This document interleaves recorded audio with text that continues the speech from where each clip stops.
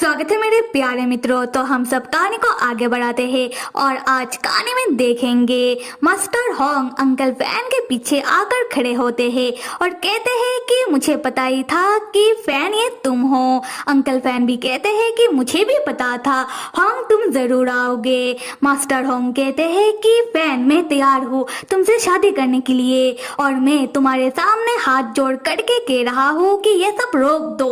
Uncle fan कहते हैं कि होंग तुम हमेशा कहते हो ना कि मैं पागल हो चुका हूँ, पर तुमने कभी नहीं पूछा कि मैं पागल क्यों हुआ हूँ। मास्टर होंग कहते हैं कि हम इस बारे में बात करेंगे पर यहाँ से जाने के बाद, तो चलो तुम अभी मेरे साथ। अंकल फैन कहते हैं कि नहीं होंग तुम्हें यही लग रहा है ना कि मैं ये सब तुम्हें पाने के लिए कर रहा हूँ, पर होंग अगर मैं तुमसे ये कहूँ कि तुम्हारा सीनियर जिंदा है और वो अभी लाइन के सिल के दूसरी तरफ है। ये सुनकर मास्टर होंग चौंक जाते हैं और कहते हैं कि क्या मेरे सीनियर, ऐसा नहीं हो सकता, मेरे सीनियर सदियों पहले चल बसे हैं।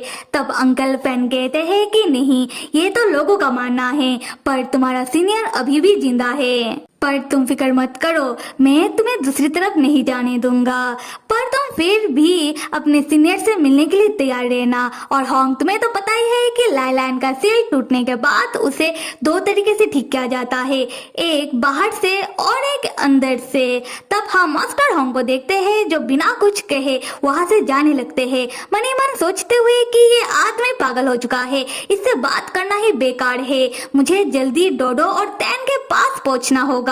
अंकल फैन मास्टर होंग को जाता हुआ देखकर वो अपनी जादुई रस्सी से मास्टर होंग को कसकर बांध देते हैं, जिससे मास्टर होंग का दम घुटने लगता है। अंकल फैन मास्टर होंग को खींचकर अपने पास ले आते हैं और मास्टर होंग को कस के पकड़ के कहने लगते हैं कि होंग तुम फिक्र मत करो, मैं अपनी तरफ से पूरी कोशिश करूंगा तुम्हें जो चाहिए वो तुम्हें देने में। पर मुझे पता है होंग कि तुम्हें मैं कभी नहीं चाहिए, मैं तो बस तुम्हारे लिए एक मॉन्स्टर हूँ जो पागल हो चुका हूँ, इसीलिए तुम हमेशा मुझसे भागते रहते हो।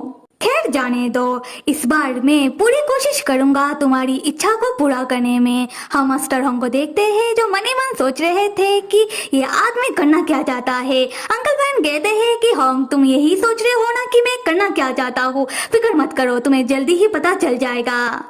अगले सीन में हम जूनियर चैन और मुंह को देखते हैं जो लाइन के सिल से अजीब सा रोशनी आता हुआ देखकर वो लोग लाइन के सिल के पास आकर खड़े होते हैं। जूनियर चैन सोचने लगता है कि ये रोशनी बिल्कुल डोडो के अंदर की जादुई राक्षसी मणि की रोशनी की तरह है। उसी वक्त उन लोगों को उस रोशनी के अंदर से डोडो का रोने का आवाज सुनाई देने लगता है, जो मदद के लिए रोते हुए अपने पापा और दादा को बुला रहा था। जूनियर चैन डोडो को उस रोशनी के अंदर देखकर वो घबरा जाता है और पूछने लगता है कि डोडो तुम पाताल लोक में कर क्या रहे हो। डोडो कहता है कि अंकल मुझे डर लग रहा है। मुंह डोडो को लाइन के सील के बिल्कुल नजदीक देखकर वो डोडो का मदद करने के लिए जाने लगता है, ये सोचकर कि मुंह अपनी पूरी ताकत के साथ डोडो का मदद करेगा और साथ में मुंह ये भी बताता है कि किसी ने डोडो के अंदर की जादुई राक्षसी मणि को एक्टिव कर दिया है, जिससे लाइन का सील किसी भी वक्त टूट सकता है और अगर ऐसा ही चलता रहा तो डोडो के अंदर की जादुई राक्षसी मणि बाहर आ जाएगा, जो डोडो के लिए खतरनाक हो सकता है। लियो तब समझ जाता है कि मुंह क्या करने के बारे में सोच रहा है और लियो अपने मास्टर मुंह को रोकते हुए कहता है कि मास्टर मुंह आप रुक जाइए, ये आपके लिए भी खतरनाक हो सकता है। ये सुनकर जूनियर चैन लियो से पूछता है कि वो कैसे। लियो बताने लगता है कि उसके मास्टर मुंह की स्पिरिट रूट पहले से ही डैमेज हो चुकी है और जादुई राक्षसी मणि वो बहुत ही ताकतवर होती है। अगर मुंह ने अपनी जादुई राक्षसी मणि से अपनी पूरी ताकत लगाकर डोडो का मदद किया तो हो सकता है कि मुंह की स्पिरिट रूट पूरी तरीके से डैमेज हो जाए और अगर ऐसा हुआ तो मुंह स्पिरिट फोर्स डिवीजन में चला जाएगा और स्पिरिट रूट हर एक कल्टीवेटर के लिए उसका कल्टीवेशन का बेस होता है और अगर मुंह की स्पिरिट रूट हमेशा के लिए डैमेज हो गया तो मुंह हो सकता है कि वो अपनी शक्तियों को हमेशा के लिए खो दे या फिर मुंह का जान भी जा सकता है। और क्या ये जाने के बाद जूनियर चैन और ज्यादा घबरा जाता है और कहने लगता है कि मुंह ने तो उसे ऐसा कुछ नहीं बताया था, बल्कि मुंह ने जूनियर चैन से कहा था कि मुंह को कभी कुछ हो ही नहीं सकता। उसके बाद जूनियर चैन मुंह का मदद करने के लिए डोडो को बचाने में मुंह के सामने आकर खड़ा हो जाता है। मुंह पूछता है कि जूनियर चैन यहाँ क्या कर रहा है। जूनियर चैन कहता है कि मुंह, मैंने तुमसे कहा था ना कि मैं तुम्हें कभी भी किसी खतरे में पड़ने नहीं दूंगा, और मैं डोडो का अंकल हूँ तो मैं डोडो को भी किसी खतरे में पड़ने नहीं दूंगा। और अगर तुम्हें कोई परेशानी है तो हम एक काम कर सकते हैं कि हम दोनों मिलकर डोडो का मदद करते हैं। उसके बाद जूनियर चैन अपनी पूरी ताकत के साथ मुंह का मदद करने लगता है डोडो को बचाने में। यहाँ एक तरफ जूनियर चैन और मुंह जो डोडो को बचाने के लिए अपनी पूरी ताकत लगाकर डोडो के आसपास एक शील्ड तैयार कर देते हैं, जिससे डोडो की जादुई राक्षसी मणि की शक्तियाँ ज्यादा बाहर ना निकल पाए। और दूसरी तरफ वैम्पायर राक्षस, जिसके मन में लालच जाग जाता है। वैम्पायर राक्षस सोचता है कि अगर डोडो के अंदर की जादुई राक्षसी मणि से लाइलाइन के सील को तोड़ दिया जाए तब राक्षसी दुनिया के राक्षसों को असीम शक्तियाँ मिल जाएगा। ये सोचकर वैम्पायर राक्षस डोडो के पास आकर डोडो के शील को तोड़ने की कोशिश करता है और डोडो को लाइलाइन की सील की ओर धकेलने की कोशिश करता है। ये देखकर जूनियर चैन और मुंह वैम्पायर राक्षस के ऊपर चिल्लाते हुए पूछते हैं कि वो डोडो के ऊपर हमला क्यों कर रहा है। वैम्पायर राक्षस कहता है कि हम लोग तो यहाँ लाइलाइन की सील को तोड़ने के लिए आए हैं, तो मैं ये मौका अपने हाथ से कैसे जाने दूं। और तुम लोग फिक्र मत करो, इस बच्चे का कुर्बानी जाया नहीं जाएगा। पूरी राक्षसी दुनिया इस बच्चे को याद रखेगा। ये सोचकर कि इस बच्चे के वजह से राक्षसी दुनिया के राक्षसों को असीम शक्तियां मिल पाया है। उसी वक्त स्पिरिचुअल उल्फ आता है जो वैम्पायर राक्षस से कहता है कि कुर्बानी तो मैं तुम्हारा दूंगा। ये कह के स्पिरिचुअल उल्फ वैम्पायर राक्षस को मुक्का मारकर लाइलाइन के सील में फेंक देता है। और यहाँ हम देख पाते हैं कि लाइलाइन के सील से कुछ राक्षसी ऑरा बाहर निकलने लगता है जो वैम्पायर राक्षस को घेर लेता है। और वैम्पायर राक्षस राक्षसी ऑरे को संभाल नहीं पा रहा था, उसे दर्द होने लगता है। वैम्पायर राक्षस अपने मन ही मन सोचता है कि एल्डर्स ने तो कहा था कि राक्षसी औरे से राक्षसों को असीम शक्तियां मिलेगा, तो फिर उसे दर्द क्यों हो रहा है। और यहाँ पर हम देखते हैं कि देखते ही देखते राक्षसी औरे के कारण वैम्पायर राक्षस बेमौत चल बसता है। डोडो ये देखकर वो बहुत ही घबरा जाता है और बुरी तरीके से रोना शुरू कर देता है। तब हम देखते हैं कि राक्षसी औरा डोडो को भी लाइलाइन के सील के ओर खींचने लगता है। तब स्पिरिचुअल उल्फ आकर राक्षसी औरे को डोडो के पास से हटाकर डोडो को लाइलाइन के सील से दूर कर डोडो का मदद करता है। तब हम टैन को देखते हैं जो दौड़कर डोडो के पास आने लगता है और जूनियर चैन और मुंह की भी जान में जान आता है डोडो को ठीक देखकर। और वो दोनों एक दूसरे से पूछने लगते हैं कि क्या तुम ठीक हो। तब टैन दौड़कर आकर डोडो को अपने गोदी में उठा लेता है। डोडो तब रोते हुए अपने डाडा से कहने लगता है कि डाडा सच सच बताना कि कहीं आप मेरे सौतेले डाडा तो नहीं, कहीं आपने मुझे मंदिर के सामने से उठाकर तो नहीं लाए हो। मैं कब से रो रहा था और आपने मुझे ढूंढने में इतना देर क्यों लगा दिया। टैन तब डोडो को शांत करने के लिए वो डोडो को लेक्चर देने लगता है कि लड़कों को रोना नहीं चाहिए, मर्द को दर्द नहीं होता, ये वो। जो सुनकर डोडो मदद के लिए अपने पापा को बुलाने लगता है कि पापा आकर डाडा के लेक्चर से मुझे बचाओ। टैन कहता है कि अगर डोडो को लेक्चर नहीं सुनना तो क्या डोडो को मार खाना है। ये सुनकर डोडो के साथ उसका पापा और स्नो चीता दोनों ही डर जाते हैं। दूसरी तरफ हम स्पिरिचुअल उल्फ को देखते हैं जो मुंह की ओर देखने लगता है। ये देखकर जूनियर चैन मुंह के सामने आकर खड़ा हो जाता है। स्पिरिचुअल उल्फ मुंह से कहता है कि मास्टर मुंह, मैंने आपको पहचान लिया। आप सदियों पहले बाकी कल्टीवेटर के साथ यहाँ आए थे लाइलाइन के सील को सील करने के लिए, है ना। और मुझे एहसास है कि आपका स्पिरिट रूट और आप कोई राक्षस कल्टीवेटर नहीं हो, बल्कि आप एक न्याय के कल्टीवेटर हो। पर यहाँ आने के बाद राक्षसी ऑरा के कारण आपका किस्मत बदल गया और आप एक राक्षस कल्टीवेटर बन गए, है ना। मुंह कहता है कि हाँ। तब हम बाजिन को देखते हैं जो स्पिरिचुअल उल्फ की बातें सुनकर सोचने लगता है कि अंकल फैन का कहने का भी यही मतलब था जो अंकल फैन ने बाजिन से कहा था राक्षस कल्टीवेटर बनने के बारे में। खैर तब हम स्पिरिचुअल उल्फ को देखते हैं जो यहाँ मौजूद सारे लोगों से कहने लगता है कि देखो तुम लोग यहाँ जिस भी कारण से आए हो इससे मुझे कोई मतलब नहीं है, निकल जाओ यहाँ से वरना मुझसे कोई भी रहम की उम्मीद मत रखना। तब सबको कुछ टूटने की आवाज सुनाई देने लगती है और सब लायलान के सील की ओर देखने लगते हैं, जहाँ सब देखते हैं कि लायलान के सील में बुरी तरीके से दरारें पड़ने लगती है। ये देखकर स्पिरिचुअल उल्फ बाकी सबसे पूछता है कि ये हो क्या रहा है, क्या क्या है तुम लोगों ने। तब सब अपना मुंडी नामे हिलाते हुए कहते हैं कि उन्हें कुछ नहीं पता। मुंह स्पिरिचुअल उल्फ को बताने लगता है कि ये डोडो के अंदर की जादुई राक्षसी मणि के कारण हो रहा है। राक्षसी मणि के कारण लायलान का सिर टूट रहा है। तैन तब बीच में कूदकर ट्रॉपिक को थोड़ा भटकाते हुए कहता है कि मेरे हैंडसम से स्पिरिचुअल उल्फ, तुम्हें तो दुनिया भर का ज्ञान होगा।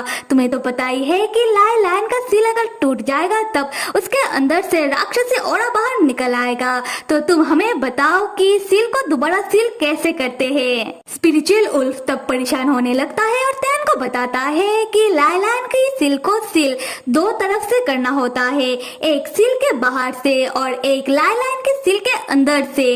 तैन पूछता है कि तुम्हारे कहने का क्या मतलब है। स्पिरिचुअल उल्फ कहता है कि बेवकूफ राक्षस, क्या तुम्हें समझ नहीं आ रहा? अगर लायलान के सिल को सील करना है तो कुछ लोगों को लायलान के सिल के उस पार मतलब अंदर जाना होगा और कुछ लोगों को बाहर खड़े रहकर लायलान के सिल को सील करना होगा। ये जानकर तैन चौकर कहता है कि तुम मजाक तो नहीं करे हो। अगर लोग लायलान के सिल के अंदर जाएंगे तो राक्षसी औरा के कारण जिंदा वापस तो नहीं आएंगे। और तुमने नहीं देखा कि अभी अभी वैम्पायर राक्षस के साथ क्या हुआ। तब मुंह कहता है कि मैं लायलान के सिल के उस पार जाऊंगा। देखो मैंने पहले भी लायलान के सिल को सील किया है, इसलिए मुझे पता है और राक्षसी औरा मेरा और कुछ बिगाड़ नहीं पाएगा। तब जूनियर चैन मुंह को रोकते हुए कहता है कि तुम झूठ कह रहे हो और तुमने खुद को क्या समझ रखा है। देखो मुझे पता चल गया है कि तुम्हारा स्पिरिचुअल रूट डैमेज है, ऊपर से तुम्हारी शक्तियां भी आधी है और राक्षसी औरा बहुत ही खतरनाक है, तो राक्षसी औरा तुम्हारा कैसे कुछ बिगाड़ नहीं पाएगा। आते हैं स्पिरिचुअल उल्फ की तरफ जो बताने लगता है कि लायलान के सिल के अंदर 3 तरीके का फॉर्मेशन है जिसको एक ही वक्त पर एक साथ सील करना होगा, जो एक आदमी के बस की बात नहीं है। लियो तब स्पिरिचुअल उल्फ के ऊपर चिल्लाते हुए पूछता है कि तुम क्यों नहीं लायलान के सिल के अंदर चले जाते हो। स्पिरिचुअल उल्फ बताता है कि वो कोई कल्टिवेटर नहीं है।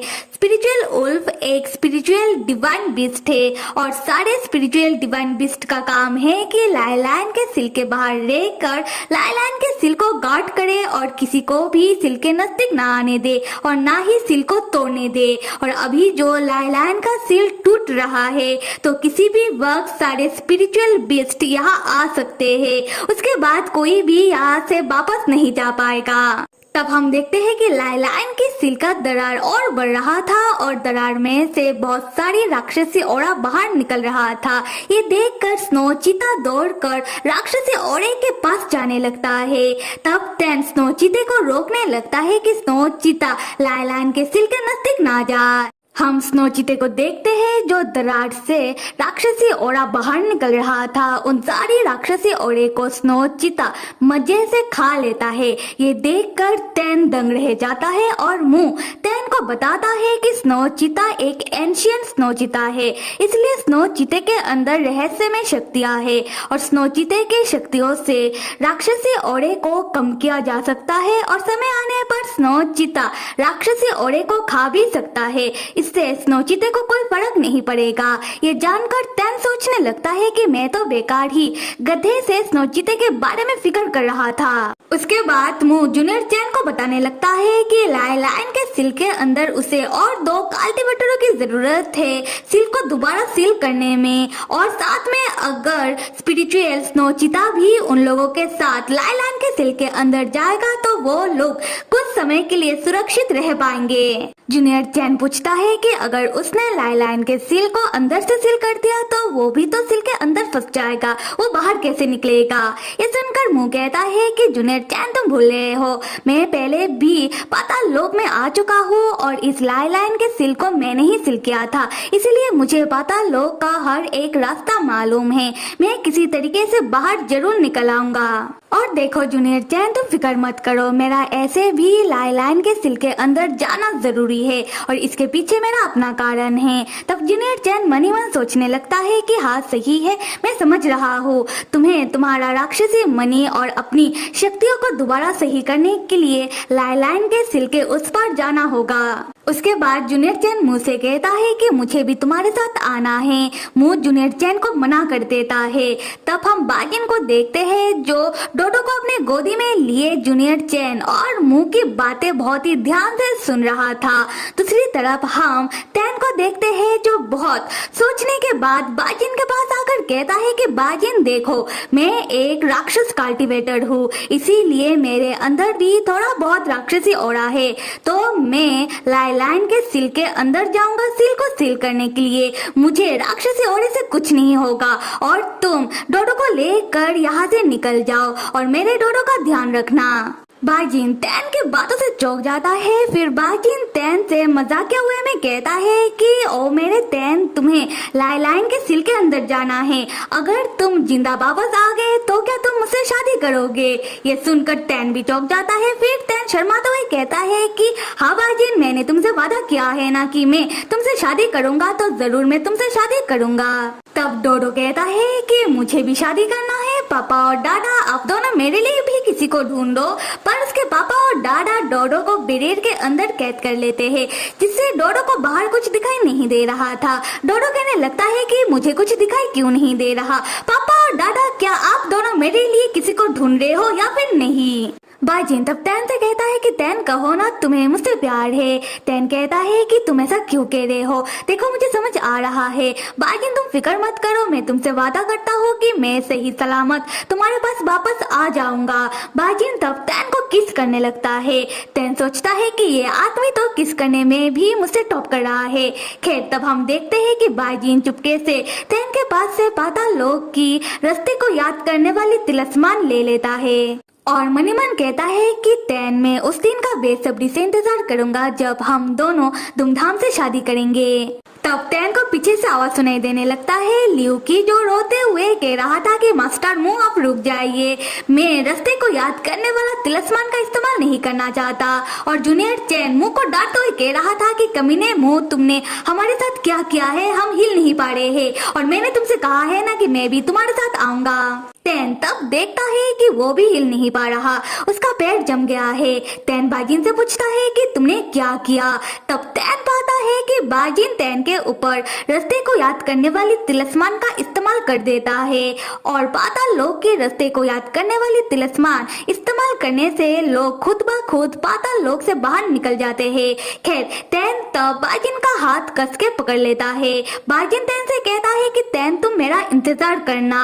और यहाँ तैन के साथ हमें समझ आता है कि अब बाजिन ने तय कर लिया है कि वो मुंह के साथ लाइलाइन के सील के अंदर जाएगा। तैन बाजिन से पूछता है कि तुमने मेरे ऊपर रास्ते को याद करने वाली तिलस्मान का इस्तेमाल क्यों किया? बाजिन तुम मेरी बात सुनो, अगर तुम मेरी बात नहीं मानोगे तो बाजिन मैं तुमसे शादी नहीं करूंगा।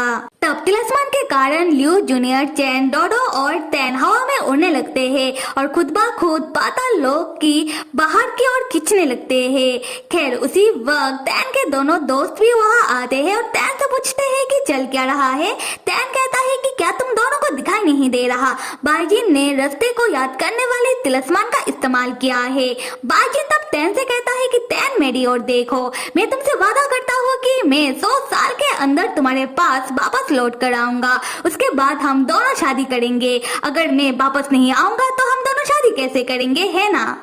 तब येलो बिंदी वाला आदमी कहता है कि क्या बाजिन लाइलाइन के सिल के अंदर जा रहा है, पर वो वापस कैसे आएगा क्योंकि वापस आने का कोई रास्ता है ही नहीं। और पंख वाला आदमी बताने लगता है कि मास्टर होंग ने कहा है कि अगर वापस आने का रास्ता हो भी फिर भी कोई लाइलाइन के सिल के अंदर से जिंदा वापस नहीं आ पाया।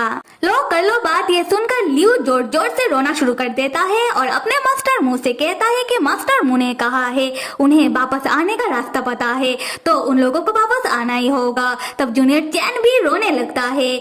मुंह लियू से कहता है कि लियू तुम मेरे जूनियर चैन का ध्यान रखना। तैन तब बुरी तरीके से रोना शुरू कर देता है और बाजिन से कहता है कि बाजिन तुम जो कर रहे हो गलत कर रहे हो, मैं तुम्हारा इंतजार बिल्कुल नहीं करूंगा और 100 साल के बाद भी तुम रहना सिंगल, कोई नहीं करेगा तुमसे शादी। तब हम डोडो को देखते हैं जो अपने दादा को रोता हुआ देखकर वो भी अपना पापा का नाम लेते हुए रोना शुरू कर देता है। मुंह तब बाजिन से कहने लगता है कि बाजिन अब हम क्या करें, ये लोग तो रो रहे हैं। बाजिन तब मुस्कुराते हुए मन ही मन कहता है कि सही बात है तैन, तुम मेरा इंतजार बिल्कुल मत करना क्योंकि मुझे भी खुद नहीं पता कि मैं जिंदा वापस आ भी पाऊंगा या फिर नहीं।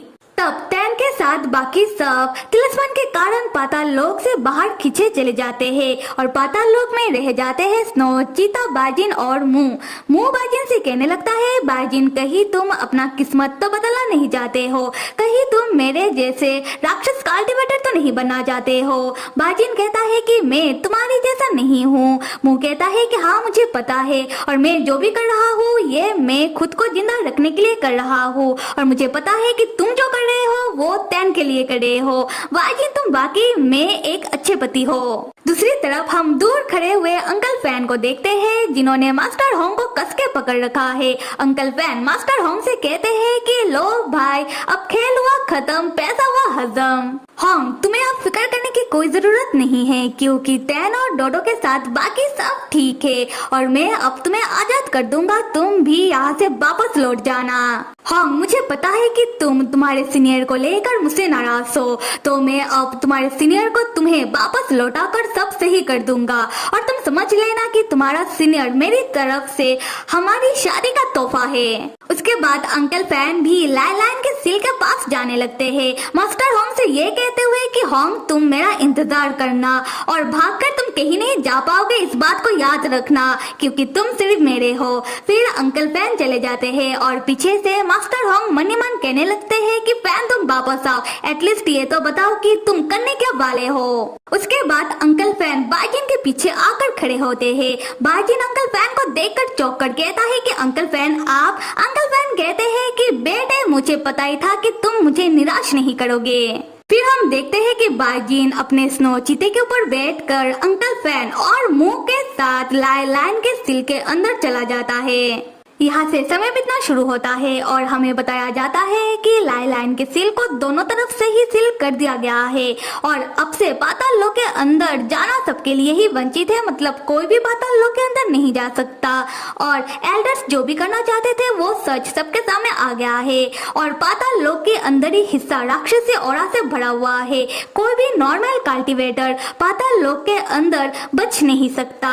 और रहा आप सबके बाजिन, अंकल फैन और मुंह का सवाल, लाइन का सील होने के बाद से उन तीनों का ही कोई खबर नहीं मिला। अब यहाँ से सीन आता है 3 महीने बाद जहाँ हमें एल्डर्स हॉल को दिखाया जाता है और एल्डर्स हॉल के बाहर बड़े बड़े अक्षरों में तैन का नाम लिखा हुआ है और हमें बताया जाता है कि बहुत मेहनत करने के बाद तैन का सपना पूरा हो गया है और तैन डिमॉन किंग बन गया है।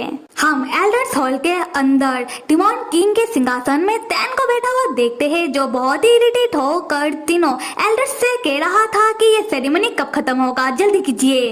फर्स्ट एल्डर तब तैन से कहने लगते हैं कि तैन आपको महाराज बने हुए बहुत दिन बीत चुका है, फिर भी आपको ढंग से बैठना नहीं आया, सिंहासन से पैर उतार कर बैठिए। पर तैन तो तैन है, वो तो अपने स्टाइल में ही बैठेगा।